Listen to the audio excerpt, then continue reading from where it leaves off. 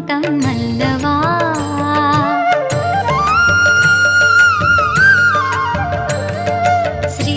ஸ்ரீரங்கநாயகனை தினம் வேண்டி தொழுதாலே மண்ணுலகே வைகுண்டம் அல்லவா.